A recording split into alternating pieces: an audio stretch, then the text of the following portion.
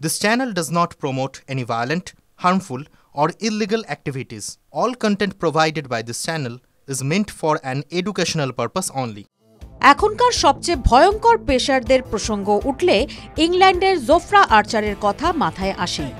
Indian premier লিগের মঞ্চেও অতি পরিচিত নাম। তার ক্রিকেট পারফরম্যান্স, বোলিং সাফল্য, ব্যর্থতা নিয়ে কার্যত সকলেরই কম বেশি জানা।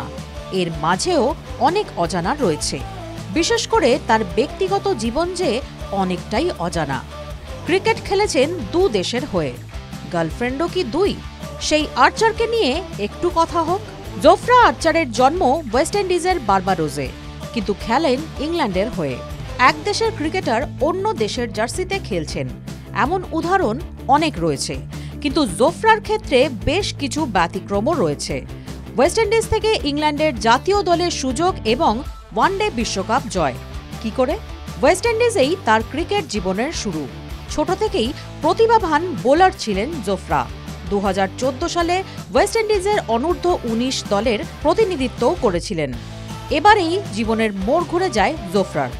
জোফরার বাবা ইংল্যান্ডের, সেই সূত্র ধরেই জোফরাও ইংল্যান্ডের নাগরিকত্ব পান।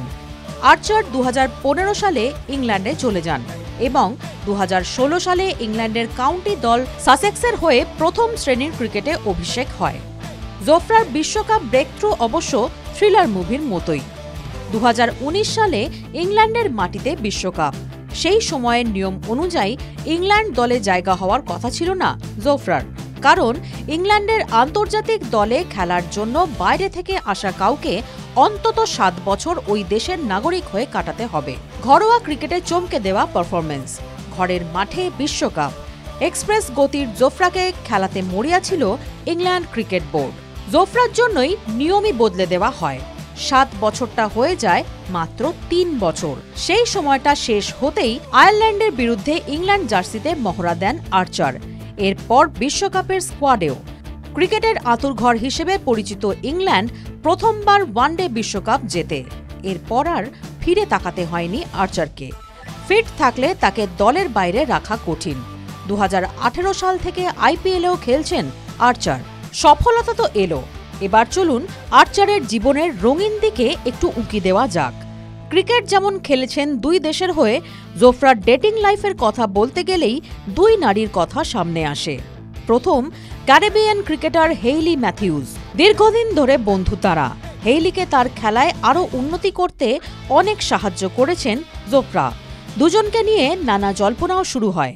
হেইলি অবশ্য স্রেফ বন্ধু বলেই এড়িয়ে গিয়েছেন। হেইলি বরং কেরিয়ারের শুরুর দিকের কথা প্রসঙ্গে বলেছেন, 14 বছরের হেইলি 19 বছরের জোফরার বোলিংয়ে প্র্যাকটিস করেছেন, খেলার সুযোগ পেয়েছেন। সে কারণেই তার খেলায় অনেক উন্নতি হয়েছে। ওয়েস্ট ইন্ডিজের এই অলরাউন্ডার ভারতে উইমেন্স প্রিমিয়ার লিগে মুম্বাই ইন্ডিয়ান্সে খেলেন। এবারও চ্যাম্পিয়ন হয়েছে মুম্বাই।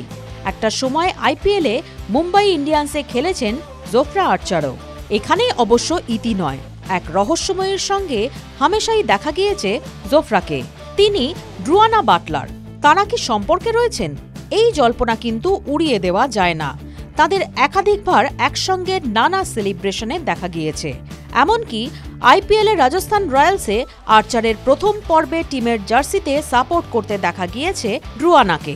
বেশ কিছু ঘনিষ্ঠ ছবিও রয়েছে।